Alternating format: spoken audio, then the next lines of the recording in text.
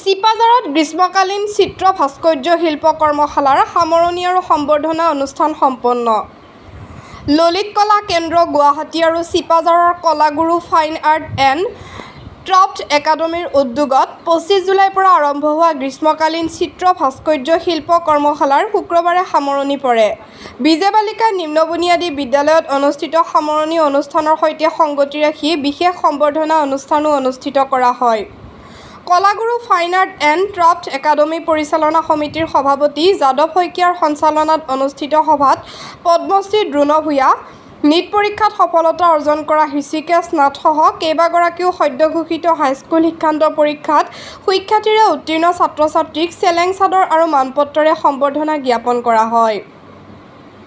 উল্লেখ্য যে ললিত কলা কেন্দ্ৰ গুৱাহাটীৰ মুখ্য পৰিচালক তথা বিশিষ্ট চিত্ৰশিল্পী ধনজিৎ পাঠকৰ নেতৃত্বত প্ৰায় ৩০ শতাধিক কণ ছাত্ৰ-ছাত্ৰীক চিত্ৰশিল্পৰ লগতে ভাস্কৰ্য শিল্পৰ প্ৰশিক্ষণ দিয়া হয় এই গ্ৰীষ্মকালীন কৰ্মশালাত। কলাগুৰু ফাইন আৰ্ট এণ্ড ক্ৰাফ্ট একাডেমীৰ অধ্যক্ষ শৰৎ চন্দ্ৰ নাথে আঁত ধৰা অনুষ্ঠানত গ্ৰীষ্মকালীন চিত্ৰ ভাস্কৰ্য শিল্প কৰ্মশালাৰ জৰিয়তে ছাত্ৰ-ছাত্ৰী উপকৃত হ'ব বুলিও আশা প্ৰকাশ কৰে স্থানীয় অভিভাৱকসকলে। News desk report, times Assam.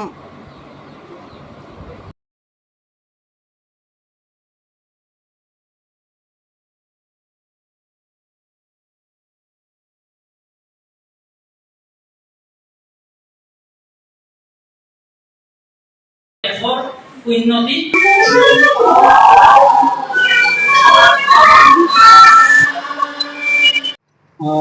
আমি আজি ইয়াতে দুদিন ধৰি আছো। এই দুদিনীয়া কৰ্মশালাখন আমাৰ কলাগুৰু ফাইন আৰ্টছ এণ্ড ক্ৰাফ্ট একাডেমীৰ উদ্যোগত অনুষ্ঠিত হৈছিল আৰু আমি ললিত কলা কেন্দ্ৰৰ ফালৰ পৰা আহিছিলোঁ ইয়াতে প্ৰশিক্ষক হিচাপে। ইয়াতে আপোনাৰ আহি ছাত্ৰ-ছাত্ৰীৰ খুবেই ভাল সহযোগিতা পাইছোঁ আৰু তেখেতসকলে কামবিলাক খুব ধুনীয়াকৈ কৰিছে, নিয়াৰিকৈ কৰিছে আৰু তেওঁক খুব উৎসাহিত কামবিলাকৰ প্ৰতি। গতিকে খুব ভালকৈ কৰিছে, নতুন নতুন কাম কিছুমান শিকিছে। তেনেকুৱা স্কাল্পচাৰৰ কাম শিকিছে। আমাৰ নিপন বৈশ্য আছে, তেখেতে ভাস্কৰ্য শিল্পী, স্কাল্পচাৰৰ কাম কৰিছে। আমাৰ ভাইটি আছে দেৱাশিষ, এওঁক ক্ৰাফ্টৰ কাম শিকাইছে আৰু ল'ৰা ছোৱালীয়ে খুব ভাল পাইছে কৰি। আমি লিপ প্ৰিণ্টৰ কাম শিকাইছোঁ, গ্ৰাফিক্স আৰ্টৰ কাম, প্ৰিণ্ট মেকিঙৰ কাম শিকাইছোঁ। গতিকে নতুন নতুন টেকনিকৰ কাম কিছুমান পাইছে, গতিকে তেওঁলোকে খুবেই ভাল পাইছে। আৰু আপোনাৰ আমাৰ এতিয়া অভিভাৱকসকলেও যথেষ্ট উৎসাহিত হৈছে ইয়াত আহিবলৈ। আৰু আমি অভিভাৱকসকলক এইটোৱে জনাওঁ যে তেখেতসকলে যাতে অন্ততঃ ল'ৰা ছোৱালীখিনিক কোনো বাধা প্ৰদান নকৰে, কাৰণ নতুন নতুন কামবিলাক কৰিবলৈ, নতুন নতুন ক্ৰিয়েটিভ কামবিলাক প্ৰত্যেকৰে মনত ক্ৰিয়েটিভিটিটো নিজা নিজা। গতিকে প্ৰত্যেকজন ছাত্ৰ-ছাত্ৰীৰ মনত, প্ৰত্যেকটো শিশুৰ মনত নিজা নিজা ক্ৰিয়েটিভিটি আছে। গতিকে আমি অভিভাৱক হিচাপে বা শিক্ষকে হওক বা অভিভাৱকে নিজৰ সৃজনীলতাটো ছাত্ৰ-ছাত্ৰীক জাপি দিব নালাগে। গতিকে নিজৰ দৰে ভাবিবলৈ বাধ্য কৰাব নালাগে। ছাত্ৰ-ছাত্ৰীয়ে নিজৰ দৰে ভাবক, নিজৰ পৰা ভাবক, তেতিয়া আমাৰ ভাল ভাল কামবিলাক ওলাব।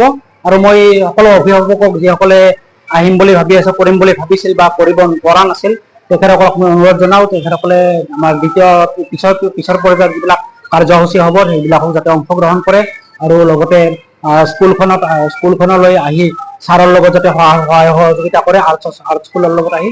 গতিকে